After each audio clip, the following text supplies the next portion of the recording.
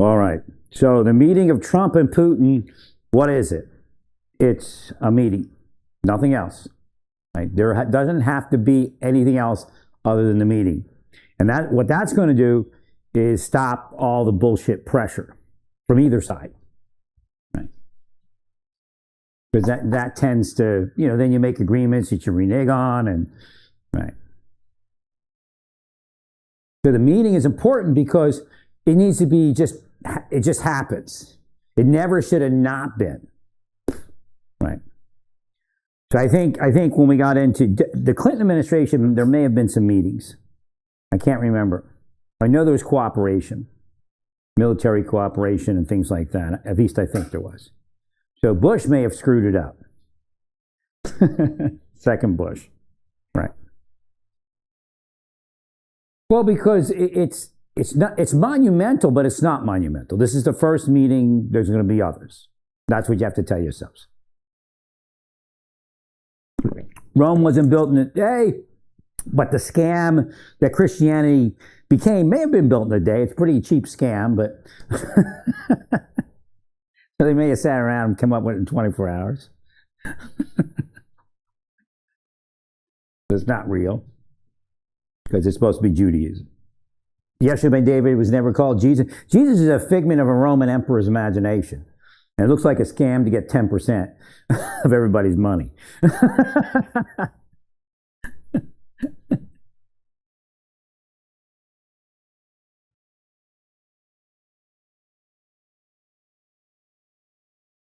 So Gorbachev and Reagan met after how many years? I mean, how many years did it take for that meeting? Well, probably like 40 years or something like that, 50 years since the last real Russian meeting. Right. So again, maybe we're there again. That's about 40 years. Actually, they had a meeting, a short one. It wasn't a real. Right. So what we want is we want, solve 59 talks or something like that. No, it hasn't have to be anything, because you overcame that first block. Even if you thought you were manipulating, even if Putin thought he was manipulating Trump and Trump thought he was manipulating Putin, and there's like a million spies working on the equation. Where should the stars be when we meet, if we meet?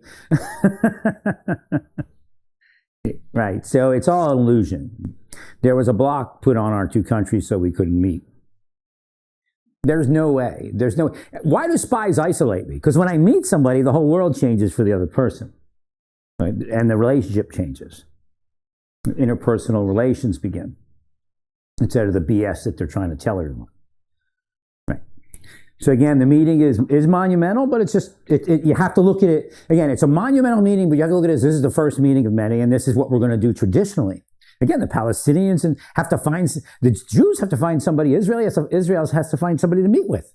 Who do you meet with? Every week. They can start with a civil affairs group and some tribal leaders, and then you meet, and you never stop meeting. Right.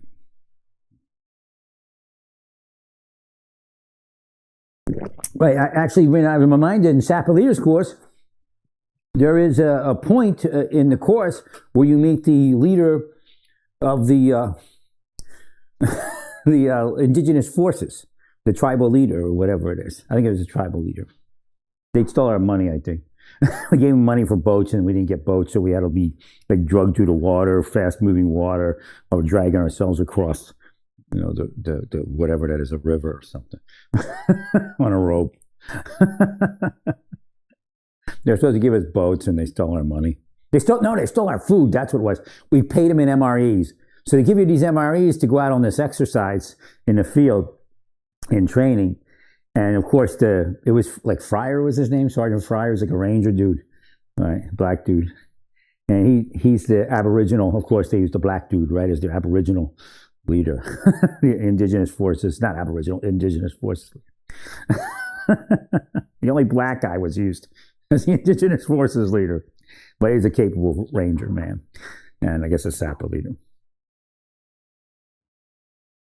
Back then we didn't have any tabs, so he just had his Ranger tab, you know. Right. It took quite a few years before they authorized the tabs.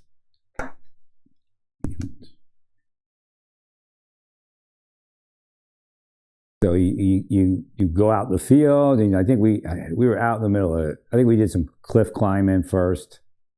I remember him showing up after we did some cliff climbing. I think that's what it was. So you're all beat up, and I got stung by hornets in the middle while I'm climbing a cliff. You can't let go, you know. It's like horrible. And they go, wee, wee, wee, wee.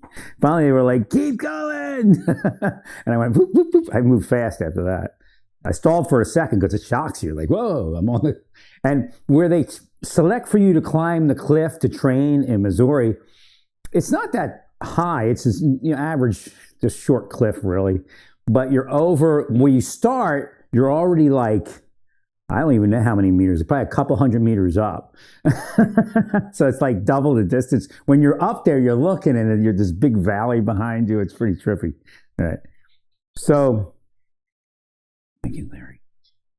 So you're out there, and then the indigenous force guy shows up, and he's like, well, you know, I wasn't the team leader for that. I forget who it was. And they made a deal with him. And he said, okay, I'll give you, I think they were rafts or something, like boat rafts, you know. And he says, yeah, I'll give those to you, but I want this many MRAs. So I think we had broken our MREs down, like what you do. The Ranger trick is this, and I guess Special Forces too in Sapper. You take your MRE packets, you open them up, and you say, what do I want, what don't I want? Because why take it out there with you when you're not going to use it? Now, you might get so hungry that you want it, but especially after this next thing that happened to us. But, you know, there's no reason to take things with you. And again, the air in there takes up space. So, you know, we stripped down the MREs to what we're going to keep, and then we threw it back in our bags, you know, to what we wanted. So we're out there, and they said, we want this many food packages, we want this many coffee packages, whatever it was. And we give it to them. And we're waiting for them to bring the boats, and they ripped us off. And then you have to go across the water. You drag yourself across. It's like a one rope thing, and you got all your gear, and your gear's on a D-ring, on a carabiner, and you're pushing your gear along as you pull yourself through the water. And I think it was swift moving at that point. It was middle of summer, but it was still moving pretty quick. We get to the other side, and I think we're almost done. We actually had to go, I think, another day. And actually, we went like another day before we got captured as prisoners. So you don't have any MREs, no food. You walk all night. Yeah, we actually had to walk another night. Because I remember we didn't have food. And we didn't have food because they stole our MREs and didn't give us the boat. And then they come along as Russians with a Russian accent on Jeeps and bullhorns. Comrade, you are under arrest, or whatever it was. Like, because this is what they say. They say go to the trucks. This is it, index. You're going back to the barracks. And then all of a sudden, Sergeant Grant's, you know, dressed like a Russian, and he's on the hood of a Jeep or something. And then they take you. They put a sandbag over your head. They green tape, you know, duct tape your hands on your back, and they take you to this. I mean, we don't know where we're going, but we end up in an underground bunker, and it's like got water. So they have you lay down, and you got to hold your head up, or you're going to drown because you got the sandbag on your head. So I was pretty good at. I wasn't like clogging. My sandbag wasn't clogging up. So they stand you up in a line, and you hear them going down the line, going, "Can you breathe? Can you breathe?" Like they care, you know. You think, oh, they care. They're here to watch us. So I think it was the lieutenant. I think there was an XO or something like that. I think it was an XO. So he gets in front of me and goes, "Can you breathe?" And I said, "Yeah." And he takes his hand and he covers my mouth and nose and goes, "How about now?" He didn't say it like that because I don't think he wanted the other people to know that's what he was doing. But you're like, you can't breathe, you know. Right. And then eventually, we were just about ready to escape, I got free, and I said, "Are we supposed to escape if we get free?" And I said, "Yeah, get me a free." So he started working on a plan to escape. We were in the bunker, we were loose, and he came down the step. I think he came down the steps, but he came down the steps to tell us that Index, we're going to actually do a different exercise now. So he said, end of the prison work camp. It was like 2 in the morning. They got one dude. I'd hate to have been that guy, but he was an older dude. He was like in our unit. Was he National Guard or something? I don't think he was. He wasn't from the 101st, that's for sure. But he was in our unit. I think it was a National Guard guy that was one of the first guys to do the sapper. But he was like a big veteran. But he was addicted to coffee, So about 3 in the morning, they put him they put you in these like I didn't get put in one, but they put you in like a foot locker, like a locker, and you're inside the locker. Yeah, it was back when we were still fighting the Russians. They put you in a locker, and then say talk to you with Russian accents and stuff. And I think 1 or 2 were Cuban or something. So they put him in a locker. They put the guy in a locker. He wasn't going to sign the paper. They want you to sign the papers, that kind of thing. And he wouldn't sign. And then they brought out a cup of coffee. He goes, "How about for a cup of coffee?" He goes, "Oh, sure, I'll sign it." So he signed for a cup of coffee. Now, he may have been a plant. I don't know. Who knows? They may have stuck him in there. He may have been actually part of them. Right. Well, like a monitor from inside the class at that point. Right.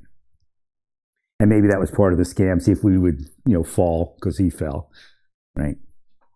But, but we would sing.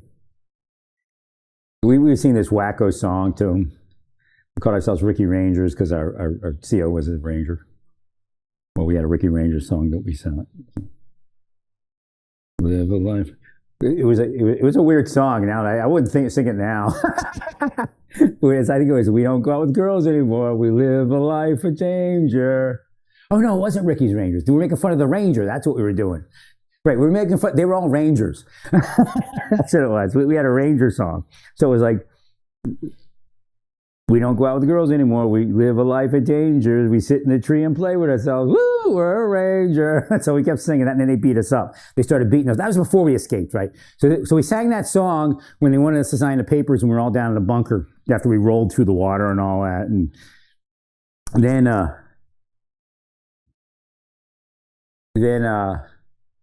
when we said that, all you could hear is, "Ooh!" They started hitting us. And I think that must be when I got that, when he tried to, mess me up so I couldn't breathe. Right. So he got mad at us because we're making fun of Rangers. That's what it was. It wasn't Ricky's Rangers. Right. Because they asked us to sign the papers. What they told us, what they told you back then was, you don't have to hold out forever. We don't expect you to hold out forever, but you have to hold out for 7 days. I've got as long as you can, really, but like 7 days or 3 to 7 days. If you get captured within 3 days, we're going to change plans, and you're not going to know anything. You're not going to know anything that's going to hurt us.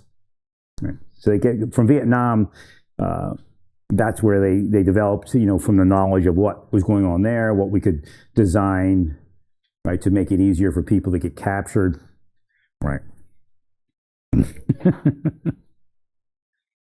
So we had to hold out. So we get ready to escape, and the guy was coming down the steps. I think we bum rushed him to go upstairs, get out of the bunker, but that was it. Because one of the lieutenants, and I don't think he graduated, at least then, he busted his knee, got infected. It was horrible. Because what happens is the next phase is escape and evasion. So they stop the prison work camp and tell you to escape and evade. Right. You have to go, what it is, they give you a point that you have to go to, and you have to do survival stuff to get there, and how to navigate. I don't remember how we navigated. But all I know is I was out there, and I was in a team. That's what it was. So I was with Sergeant Esperanza at E6 and Lieutenant Vu, the first Vietnamese to ever graduate West Point. That's pretty much why I graduated West Point. Probably some rich family, right? And it was a mess. So we're walking and we're trying to stick towards the roads, just easier because you're beat up. It's like 2 in the morning or something, and you're all wet. And it's summer, but it's getting cold, and because you're all wet. All right. So we start walking and we look, and there's a vehicle. So Lieutenant Vu starts walking up to the vehicle. We're like, Lieutenant Vu, Lieutenant Vu. And it turns out it was the sapper cadre, but they had a flat tire on their Jeep. They should have made Lieutenant Vu change it. So just then they pop, like they come running after, over here. So a bunch of them come running after us. And I'm running as fast as I can. And boy, I was lean by that point of the class. Right. I was still in great shape from being in Sinai. So it was like 6-7 months after I got back from the Sinai, and I'm like, and we did a train up, I guess, too. And I hear that flare. I hear a pop, and I'm like, oh shit! So I dive to the left into the tree line, and I hit a vine, and I'm upside down, wrapped up in vines. And I just have been running like with all I got, and I'm like, and the adrenaline, and there goes the flare. Right. So I'm burying my face into the ground so they can't hear. So hopefully they can't hear me. So I get to the point where I was able to get free. And it was, there was no flare, so I'm lurking and slurping and creeping and whatever, and I get to a tree. I guess it's like a pine tree or something, and it was about 3 foot, maybe a little less than 3 foot, where the foliage began. So I went up underneath that tree so I can get some, get up real close to the trunk, so I look like I'm just part of the trunk, And I heard another flare, pops. And then they walk right past me. And then we hear, Sergeant Moore, or Corporal Moore, Sergeant Esperanza, come over here. No, this is real. Come get Lieutenant Vu. So they had to go get, so they gave us back Lieutenant Vu and said, just go escape and evade for the rest of the night. And, right. And, kind of like, you passed kind of deal. And, because they had to change the flat tire and everything. So we got to that point the next morning because they went to sleep. I was freezing. I don't know if I slept. I think I slept less than they did, but I had my jungle fatigues on, and I think they BDUs on, and so they were a little bit warmer. Mine were well used jungle fatigues, paper thin, and and. Then we had to eat stuff that we berries and crayfish and stuff like that. Right. And they gave us some sort of test. I can't remember. It was like a verbal test, and then they, somebody caught a turtle. I think they cooked it up.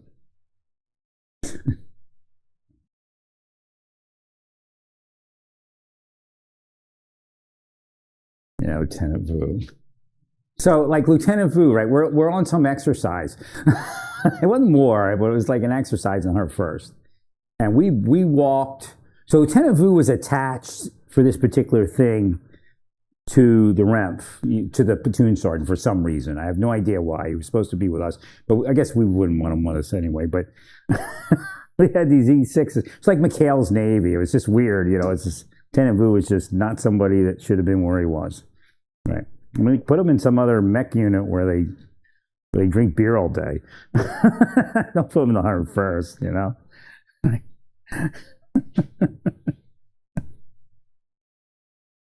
So we were out on this exercise, and we were out all night. First, I think what we did is we had to find some objective, like a link-up point. I think we had to find a link-up point. So we're walking. I think I was with Sergeant Pena. I'm sure he's passed on. He would drink way too much. And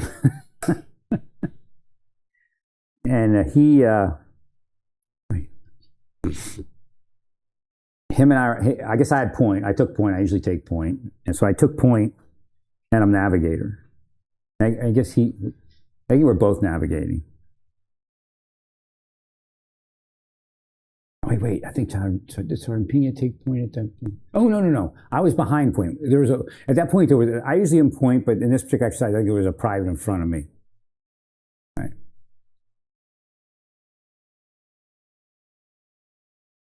Oh, maybe, no, I think I was navigating and Sardinia took point. I think, because Sardinia took point every so while. He was the type of guy to do that too. Right. So, I think Sardinia took point, and he was in front of me. And we're walking, and I'm doing. Doesn't make sense. I'm trying to figure out how this happened. All I know is whoever was in front of me, we're walking by cat eyes. The little fluorescent thing on the back of that they sew on the back of your BDU cap. Right. So we're walking by cat eyes. We can't see anything. We're in thick brush in Missouri, Fort Leonard Wood, and all of a sudden, the cat eyes disappear, and I stop. I'm like, what? and then I'm like, he's like, down here. I looked. He's like 25 feet down. There's a bunch of leaves, and I think a slight incline, and that's what saved him from being injured. I'm usually point, so I don't understand. I guess Sardinia took it for some reason. Unless there was a private in front of me. I think it was Sardinia that fell. Right. It was that dark. You just couldn't find it. So we were actually near our objective at that point. There was a bridge we had to find. We found the bridge. So we get done with all this. We go back to base camp, and there's Sergeant Vu. No problem with him sleeping, but he's got his tent up, and he's got a tent up, and we're just sleeping and whatever. So he's got a tent up. I think he's got his tent up. Yeah, he's got a tent up, and he's got his feet. Like you can see his feet sticking out of his tent. And he's in his tent sleeping while, instead of greeting us awake, How'd it go, guys? Like most lieutenants. He's like,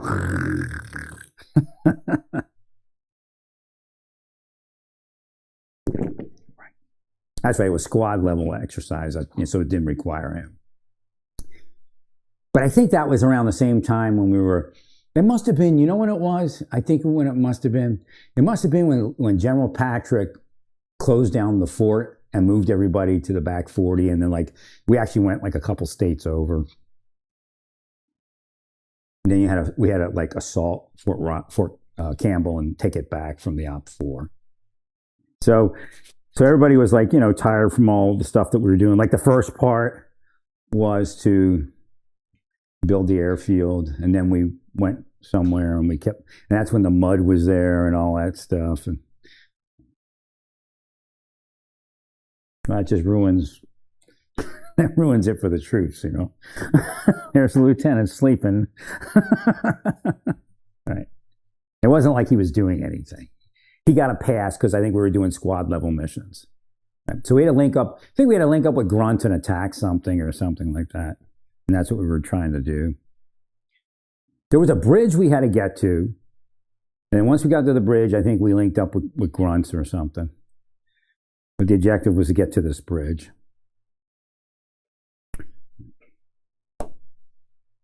I mean, we were amazed how exact we were, because it was thick brush.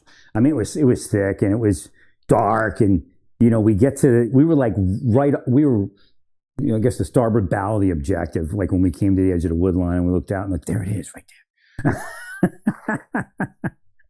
But we were amazed because it was pretty bad. It was a pretty rough walk. It was very dark.